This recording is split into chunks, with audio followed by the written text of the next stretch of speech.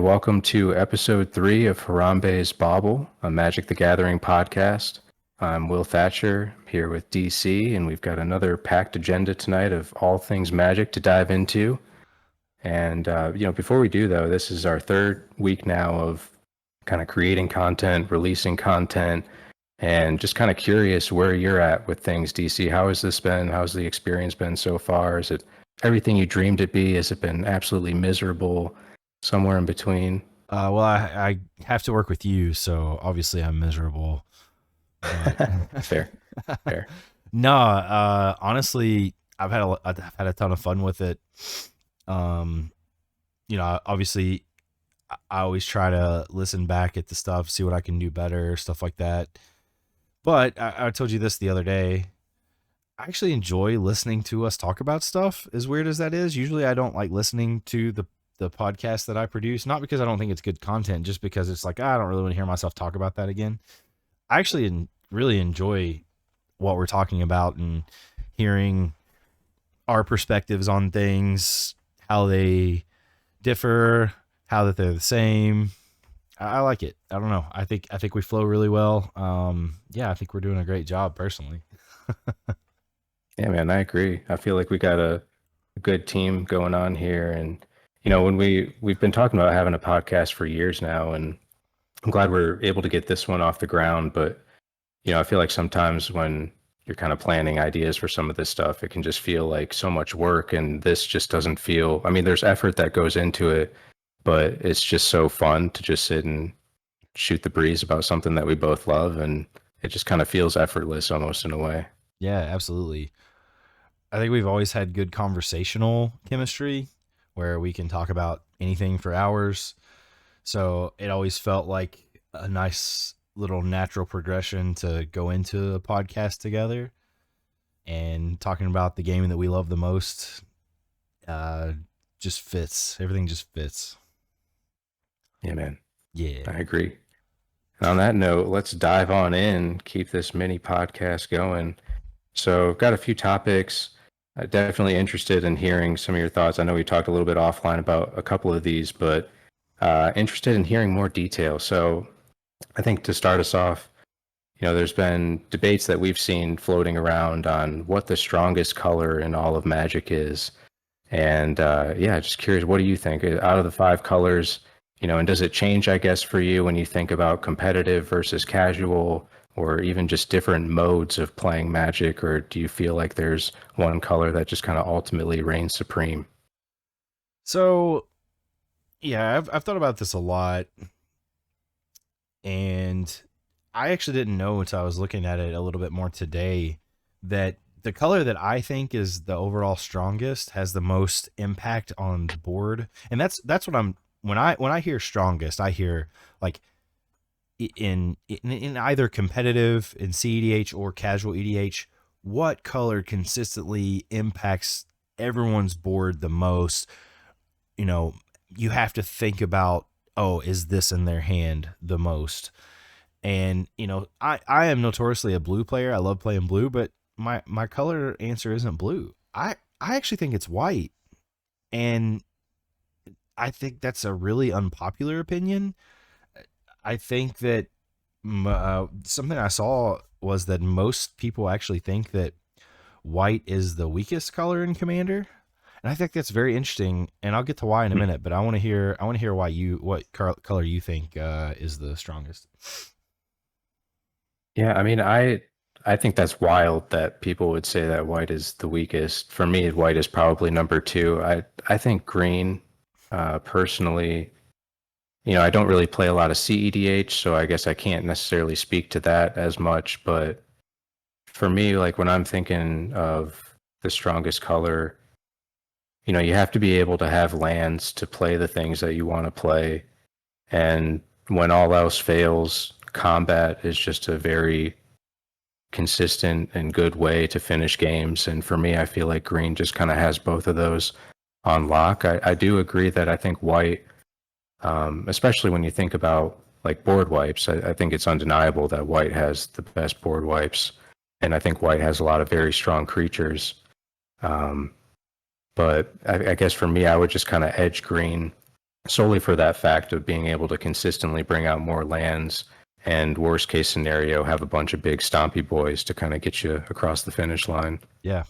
But And maybe what are you that's why. feeling about white? Well, maybe that's why the people don't think white is, super strong like I do, because I don't think there's a ton of like game enders when it comes to white. You kind of have to pair it with another color to get there. But I just, again, for how impactful it is to the whole board, to everyone, to everybody's creatures, to everybody's strategy, I think white is just so insanely impactful and powerful because you've got cards like Smothering Tithe, okay, Game Changer.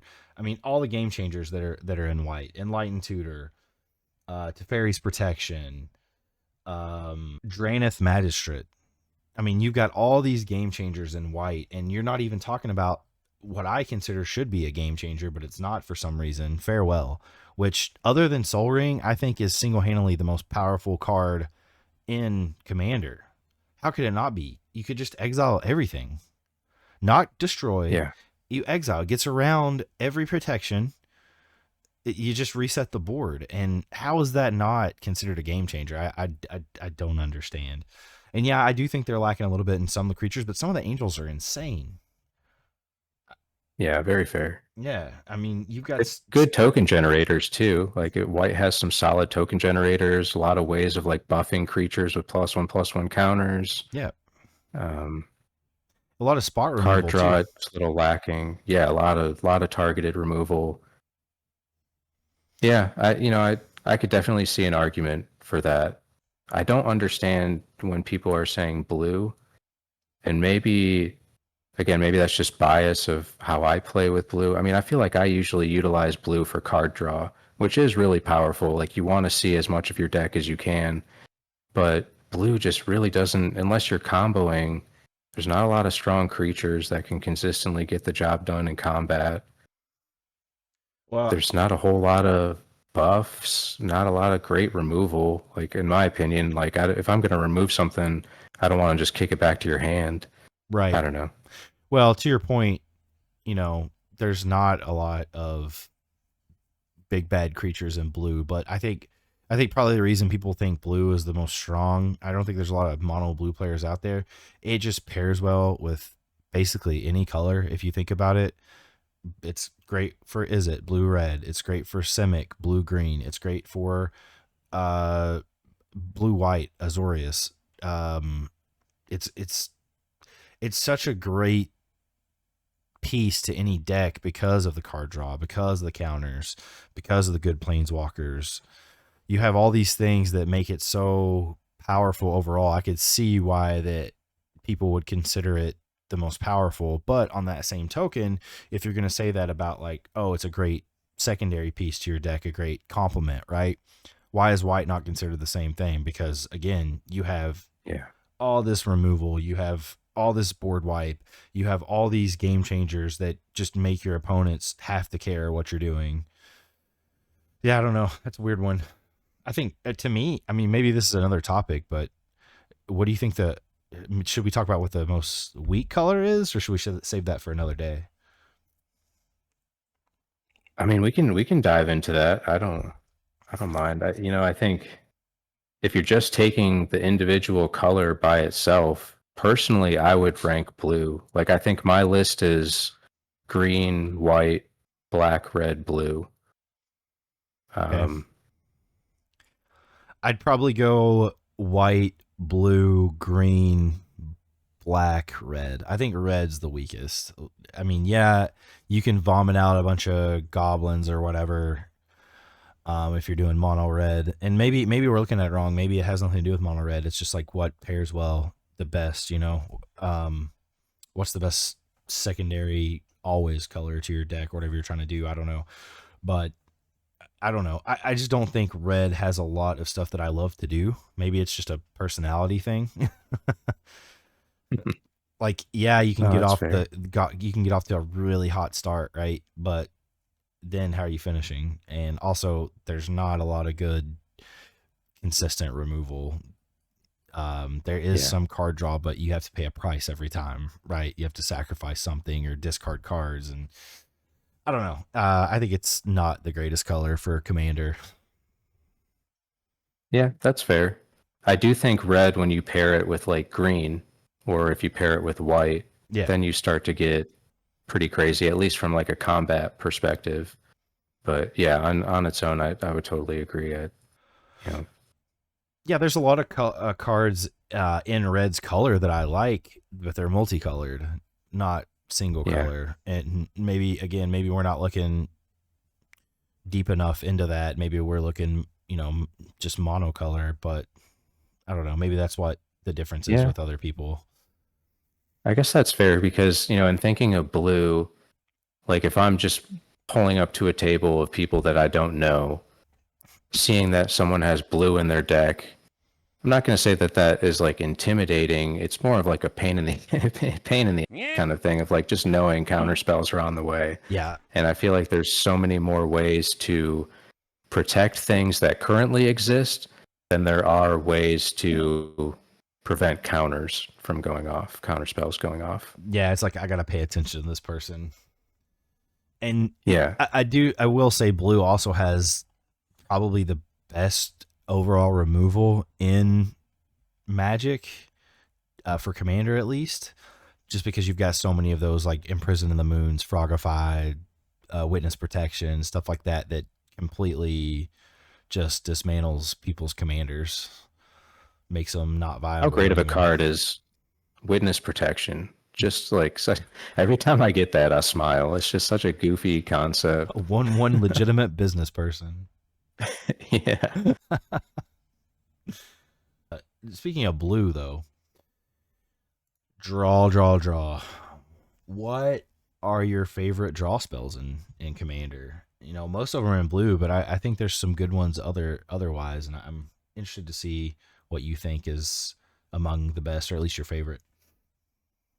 Yeah, so I went with two, one in blue, one in green. Probably my favorite card draw of all time is Ponder.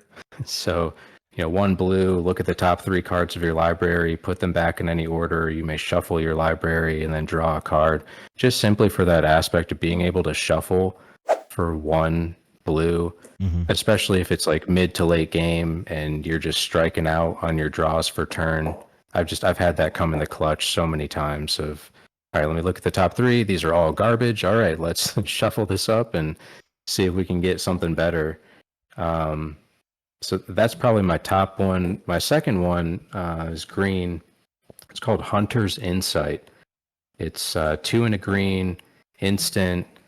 You choose target creature you control. Whenever that creature deals combat damage to a player or planeswalker this turn, draw that many cards. Mm. And this is one that, especially when you're playing mono green, because there's not a lot of great options for card draw in general.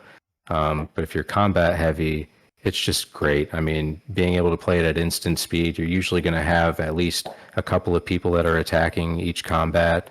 So you just wait until you figure out which one's going to get through and then cast that and usually get, at least 4 or 5 cards off it, I feel like, for 3 mana, which isn't too bad. Yeah, definitely not. Yeah, that's a good pick. I actually had a couple in mind, or more than a couple. I've got two in blue, one in black, and one colorless. Ooh. So the two blue ones, brainstorm, just because I think it pairs so well with so many things you're trying to do. Because you basically get to scry, you draw 3 cards, put 2 of the cards from your hand on top of your library in any order. So it just helps filter through your deck for that particular couple of turns, right? And it pairs so well with like Sensei's Divining Top. So I love that card, and the fact that it's only 1 mana is amazing. But my personal favorite blue, this is nostalgic reasons, is Divination. Like, it's not great. Like, it's a common. It's just 2 anything in a blue, and it's just draw 2 cards. I just love how simple it is. 3 mana, draw 2 cards. What's not to love? Yeah. It's a classic It for is. sure. Yeah. I mean, it's not good, but I like it because it is so simple, and utility wise, I mean, you can put it in so many decks, and I love that. And then for the flavor of it, I love Read the Bones. I just Yes. love how good it pairs with black and what black tries to do. I love the art on Read the Bones. I think it's beautiful. It's exactly what Magic was intended to have art wise, in my opinion. So yeah, two anything in a black, scry two, then draw two cards, you lose two life. Like, yes, please, thank you. I'll do that all day, every day, especially when my life total starts out at 40. Yeah, that's always been one of those cards that anytime I'm playing a deck with black, like there are moments where I contemplate, like, should I cut this card? Should I put something else in? And then I end up playing it, and I'm like, no, there's no way. Because the No. scry 2 is just so nice, man. It's so nice to be able to just scry and draw. Yeah. And especially in black, where it's like, okay, I don't have to like sacrifice a creature or anything. Cool. Like, yeah, I'll do Just that. I'll pay pay two 2 life. life. That's I'll fine. probably gain that life back anyway with what Black's trying to do. So Yeah. yeah. Yeah. You will peel this Read the Bones out of my cold dead hands. You will not take it out of my deck. And then one that used to be a commander staple. I think everybody used to run this card, and I don't see anyone running it anymore in today's fast and crazy format. But Mind's Eye. Mind's Eye is it's an artifact. It's colorless. It's 5 mana. When an opponent draws a card, you may pay 1. If you do, draw a card. So it's kind of like the inverse of Rhystic Study. Yeah. But yeah, I just love the fact that you can put it in any deck because it's colorless. And if you've got spare mana laying around, you can just at the end of, or during everyone's turns, just keep drawing cards and get what you want. So what's not to love? Yeah. No, that's true. And honestly, I guess that's kind of tying back to what we had talked about a little bit in episode 1 of how a lot of the newer cards with some power creep are kind of pushing out some of those older cards. It's like, yeah, that would be so great, but the 5 mana, I guess for me, that would be what would make me hesitate just because there's so much, for 5 mana that you could do that could be potential game ending. Yeah. How do you justify that? But I do love that idea of just being able to draw whenever anyone else does. That's Yeah. crazy I powerful. still have it in Brea, even though like all the top Brea decks don't even play it just because I love it. So it's yeah, I mean, it's great if you can cheat it in early game, right? Because if say you get Tibble the False God or like just Soul Ring, like an Arcane Signet, like you're basically just paying 2 mana at that point for something, and or for it, and yeah, why not, right? Especially if you're not loving what you have, it's a great way to just card generate, card draw. So Yeah. And it has that artifact synergy, which Brea loves. So yes, sir. definitely fits the bill there. I can cheat that in All right. anyway with so many cards. So it's 5 mana means nothing to me. Just master transmuter. I'll just pay 1 and bring that baby out. Yes, sir. Yeah. You got it. So we saw this week kind of a mad rush of a lot of the Spider-Man spoilers or this past week coming out, and I know Spider-Man is this set's going to be near and dear to your heart, so I figured I'd let you take this one off first and just kind of curious, from what we've seen so far. I think, initially some of the leaked cards were just kind of but as the week went on, we kind of saw more and more where it was like, okay, this might actually have some bonkers stuff in it. And, is there anything that's jumped out to you so far as like cards or mechanics that you've seen? Yeah, I mean, we talked in a previous pod about web slinging and how cool that mechanic is, and there's a lot of cool stuff with the web slinging mechanic. But there is a card that was revealed that's going to really shake up EDH, especially CEDH, and that's Spider-Punk. This might Yeah. be the best commander card printed since I don't know. It's been years since something this powerful has been printed for commander. So what Spider-Punk does is it has Riot. So when it enters, it either gets a 1/1 counter or haste, which is great in and of itself for 1 mana and a red. It's a 2/1. Other spiders you control have Riot. Okay, great. Spider tribal gonna be a thing. Obviously, I'm gonna make it myself. But these last 2 lines are bonkers. Spells and abilities can't be countered. Damage can't be prevented. Holy smokes.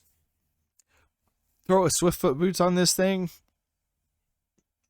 GG's. For 2 mana. This card For is 2 2 mana. mana. Yeah. Yeah. I'm interested to see.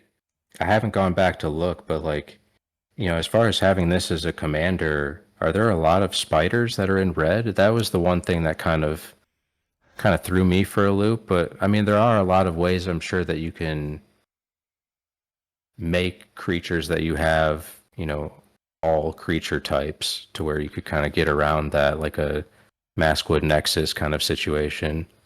Most all the spiders are in green and black.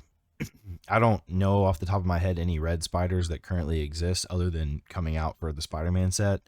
So as a commander, this probably wouldn't be the best, but including it in any deck that runs red is going to be a must. Everyone's going to run this card in EDH and CDH because of those last 2 abilities. Just those last 2. Yeah. Yeah, makes sense. I mean, not having to worry about things being countered. Spells and huge. abilities, not just spells. Spells and abilities can't be countered. Yeah. Lord have mercy. That's an instant include in Brea. I mean, come on. Makes sense. Yeah. So, honestly, I might even for Omnith too, like because damage can't be prevented. Just big combat decks. Mm-hmm.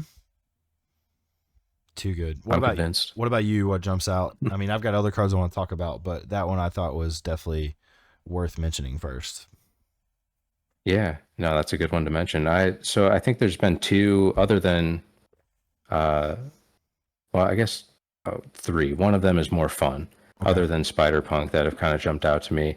I really like Spectacular Spider-Man. So it's 1 and a white for a 3/2 with flash. You can pay 1 and he gains flying until end of turn. You can pay 1, sacrifice him. Creatures you control gain hexproof and indestructible until end of turn. I think this one would be, I mean, I just, especially in decks where, like Omnith deck, where I'm really heavy combat focused, I like having protection spells, I've paid a lot of mana to get my boys out there. I want to make sure that they're going to be safe and sound, and to have that ability on a 2 mana body. I mean, I don't even really care that it has flash. That's just kind of a cherry on top that I could do it at instant speed if I wanted to, but otherwise just throwing this out there for 2 mana, let it chill, and just kind of hey, if you're trying to screw with my stuff, I've got a way to kind of keep them all safe. I think that's cool, and the fact you can give them flying. If you're playing especially decks that don't have a lot of flyers, you throw on like a Blackblade Reforged late game, give them flying. You could do some serious work for 1 mana. Yeah, it's a pretty insane ability. Yeah, I love it, and I love the flavor of him having that last ability where he can sacrifice himself to protect others. I mean, that's so Spider-Man, right? Because he would do that. 100%. He would sacrifice himself to save people. That's what he tries to do all the time. So yeah, and I love the artwork to match it, where his suit is all ripped up, and it's just like, I don't know. To me, it's just like, that's a really cool card. I mean, I got to mention Spider-Ham, Peter Porker. I mean, I don't think I'm ever actually going to play this in a deck unless I just made a deck with him as the commander for fun. But, I love me just some like goofy creature cards, like animal-based creature cards. And I mean, just the fact that it's buffing other spiders, boars, bats, bears, birds, cats, dogs, frogs, jackals, lizards, mice, otters, rabbits, raccoons, rats, squirrels, turtles, and wolves. It's just like, what? It's so like goofy and out there, but again, it's also just flavor, like really fun. The flavor, that's perfect for Spider-Ham. That's exactly the kind of card that Spider-Ham would love to have for himself. Is something that buffs all animals. Like, come on. Too good. Yeah. So it's like, watch out when I roll up with, my spider, boar, bats, ... turtles, and wolves tribal deck. And it's just the funny farm. Gonna get out of hand. Right. Yeah. I think the last one though, and I just saw this today for the first time. I don't know how I missed it, but this one actually I think could be really fun to have as a commander. Iron Spider Stark upgrade. So it's 3 generic for a 2/3 vigilance. Tap it to put a +1/+1 counter on each artifact, creature, and/or vehicle you control. You can pay 2, remove 2 +1/+1 counters from among artifacts you control to draw a card. I think that would be a really fun, just artifact tribal kind of deck where you've got a way for 3 mana to put her out there. If you can keep it safe, you can buff your creatures, but then also that like holy grail of card draw. You just have that, and I don't know. I could see that getting out of hand really fast. Just in terms of being like a well-rounded commander of I'm going to be able to buff stuff, so in combat I'll be a threat, but if I kind of stall out, I've got ways to draw that can be pretty efficient. Yeah, absolutely. A lot of flexibility. So I think this set, like you said earlier, initially the spoilers for it were like kind of very meh, but now that we're getting to some of the legendaries and the mythics, there's some really good stuff in there. I don't know how it's going to affect standard. I just see a lot of this stuff impacting commander though. I really do. I see a lot of cards where I'm like, wow, that'd be really cool in commander. Wow, that'd be really cool in commander. I mean, this comes in the welcome deck. Spider-Man Peter Parker flying. Whenever you gain life, put a 1/1 counter on target creature you control. It gains indestructible until end of turn. Like, yeah, it's 5 mana and a 4/4, but that second ability just fits so well in what white wants to do. And giving it indestructible until end of turn. Yeah. Come on. You could gain life from, say, Soul Warden, put a 1/1 counter on something, give it indestructible until end of turn. Okay. Then it probably is going to have lifelink because that's what white loves to do. You attack with it, put another 1/1 counter on something. It gets an indestructible counter till end of turn. Bing, bang, boom, bang, bop. Just keep doing that. Yeah. And white, I feel like, you mentioned before how white has a lot of like really strong angel cards. And like, I feel like one of the weaknesses of angels typically is sometimes they don't always have the highest toughness values. So if you're able to make them indestructible and they're just flying, you got to have a deck that's like well equipped to go against that. And not many people have a deck where they can just like readily combat flying indestructible creatures. Right. Yeah. I want to put it in angels, but I can't because it's the power of God in anime, and this doesn't fit either of those. So unfortunately, but I do think this set is going to be amazing, and I do think it's going to be spectacular. I see what you did there. Hey, I mean, I guess, could you consider, I guess Spider-Man wouldn't technically fit the definition for like anime. It's not anime, but it is animated.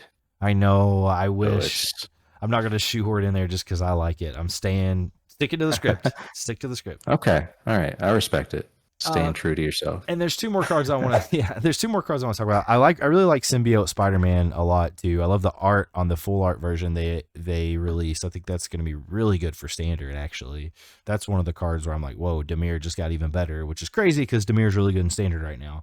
But I digress. I love that they reprinted Shock. But you want to know why I love that they reprinted Shock? Not because of standard or anything. Because they use Shocker as the art for Shock. And that is just like, bravo. Like there's a softball that was pitched up to them and they hit a home run.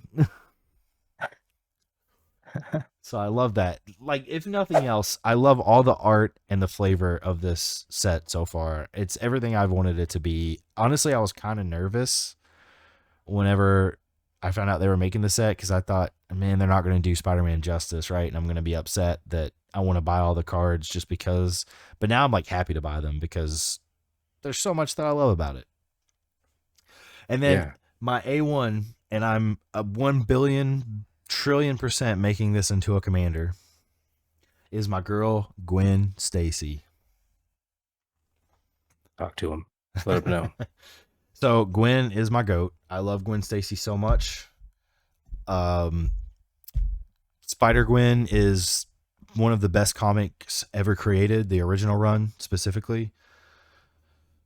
I've met and interviewed Robbie Rodriguez and Rico Renzi. Robbie did the art. Rico Renzi did the coloring. I've got a signed picture on my wall from Jason Latour, Robbie Rodriguez, and Rico Renzi, all the original 3 creators of Spider-Gwen.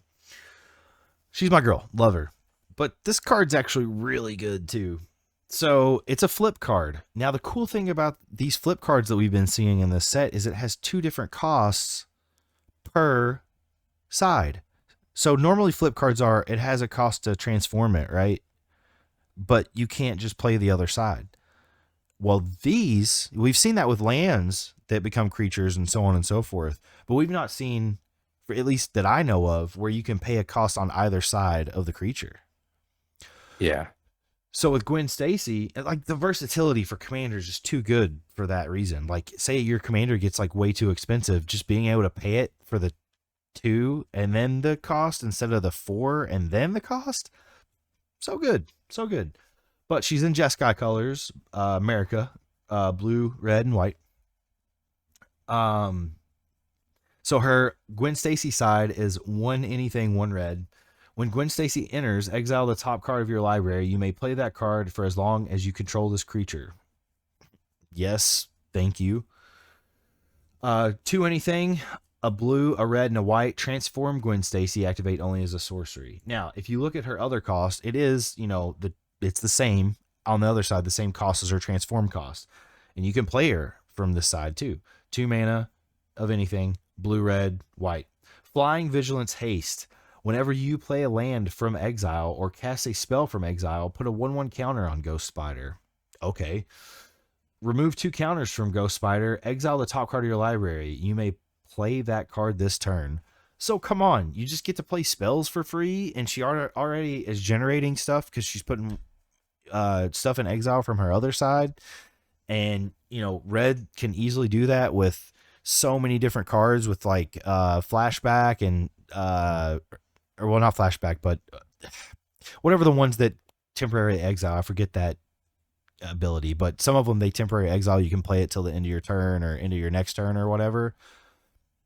Being able to do that is great because it doesn't specify whenever you play a land from exile or cast a spell from exile. It's not that it was exiled with Gwen. It's just from exile. Right. So yeah, there's so much potential with this card as a commander. I love it, and I can't wait to brew it. It's going to be my number 1 deck. I'm going to mostly play this deck till the end of time, until they make a Halo set. But I'm so excited for this card. I could go on and opine about Ghost Spider / Gwen Stacy, my goat. By the way, I hate the fact that they call her Ghost Spider now. Her name is forever Spider-Gwen. Forever Spider-Gwen. Don't give me that Ghost Spider nonsense. Her name is Spider-Gwen. Was this like a change that was made in like a later rendition? Okay. Yeah, whenever she changed owners, they tried to give her a fresh new coat of paint, and so they made her into a, to give her those creators their own like flair. They're like, oh, we're gonna call her Ghost Spider, and I'm like, no, that's stupid. Spider-Gwen's so good. Yeah, that's kind of weird to like. It's like the HBO thing where it's like you build up all this brand equity and then you just like drop it and you try something different. It's like, why would you do that when you've just been spending however many years building up equity with this brand? Yeah, trust me, it wasn't. The original creators hated it as much as the fans did. So, but they had no say because their run was over. It got passed on to someone else at Marvel. And it's had 3 different runs now. And yeah, the current run is not good. And I hate it. One thing as I'm reading this card that I'd be curious to learn more about, like how the ruling for this is going to go. Because, when it enters, you exile the top card of your library. You can play that for as long as you control this creature. I wonder if that's going to be tied to like that specific instance of the creature, or like if you could play like blink spells, for example. Like white has a lot of like ephemerate, or even like blue, you could have Thassa Deep Dwelling, where once per turn you can blink something. Like I wonder if it's going to consider like that a new instance where it won't be able to play things that you exiled previously, or if it's just as long as that name, Um, regardless of if you know what I'm saying. yeah, so I forget our good friend Mike, who we play commander with. He has that one commander. I can't even remember its name that exiles cards with it. What does her text say? Does it say as long as you? It doesn't say as long as you control her. You just exile the card. You can play those cards. I think because it says for as long as you control her or whatever. Um, I think that is the key differentiator. So I don't think blinking and stuff will work. I see. Okay. But still, I mean, I could be So wrong about that. I'll have to check on that. It's a good point. But still, like I said, all the different ways you can play, like put things temporarily in exile, easy yeah. peasy with Oh, red. and like you said too, I really like this whole aspect of not only having a way to transform from one side to the other, but just that option of you can just cast one side or the other. That's such a Yes. cool. I hope that they keep doing that in future sets too, because that's such a cool approach of just that flexibility, like you were talking about, where maybe it's early game or mid game, and I might want to bring out the larger side, the ghost spider, or maybe it's late game and I don't have enough mana to cast all that, so I'll just bring out the smaller side, and then I have enough mana to transform it, and Right. that's just so flexible. Too. It's so good. I love it. And blue's my favorite color. So I love that I get to play blue with her as well. Yeah, so I could go on and on about the Spider-Man set. I think there's gonna be a ton of spoilers drop on August 1st because that is Spider-Man Day. So I think we'll see a big wave of Spider-Man spoilers for Magic the Gathering then. But yeah, like I said, I could go on and on, talk at length about. If we don't have enough time in the day for me to talk as much as I want to talk about the set. So I think we'll need to stop there for this pod. Is there anything else you wanted to touch on before we go? No, I think we're good. Yeah. Yeah, I think I'm excited to see more of this Spider-Man set. I think it is like a lot of we're being bombarded with a lot of information right now. Like there's Edges of Eternity, which I'm still trying to wrap my head around. There's Sonic hasn't even dropped yet. Spider-Man is releasing more and more content. We're getting spoilers of Avatar: The Last Airbender. There's a lot to keep up with, but it's also exciting in a lot of ways of just seeing how many cool cards are going to be released. Yeah, small correction. Sonic did drop. That already had its secret lair drop. But they didn't ship yet, though, right? Oh, I don't It's know. still Maybe, but it did drop. So I just don't want people to get true. confused about that. Yeah, I don't know. I'm sure it hasn't shipped yet because they had tons of orders. So who knows how long Yeah, it's don't going to listen take. to anything I say. It's not. It's probably wrong. So Listen, I've got stuff I listen back on and I'm like, I definitely screwed that up. That's not when I said Final Fantasy is going to be relevant for a year, I meant 3 years because it's going to be in standard for 3 years. I don't know why I said a year. It's 3 years. That's how, yeah. so I gotta wait 3 years for Buster Sword to like be affordable. It's gonna be crazy. Yeah. Yeah, another Yeah. great and successful pod, I think. A small keynote I want to say is we just started a new video short series called When the Stars Align, which is like basically when Magical Christmas Land happens in Magic games, when everything goes right. So check that out if you guys get a chance. It's a lot of fun. We dropped our first episode of that. The second one will be recording probably sometime this week. So Check us out, man. Check us out. yeah, Harambe's Bauble for life. All right. Bye. All right, bye.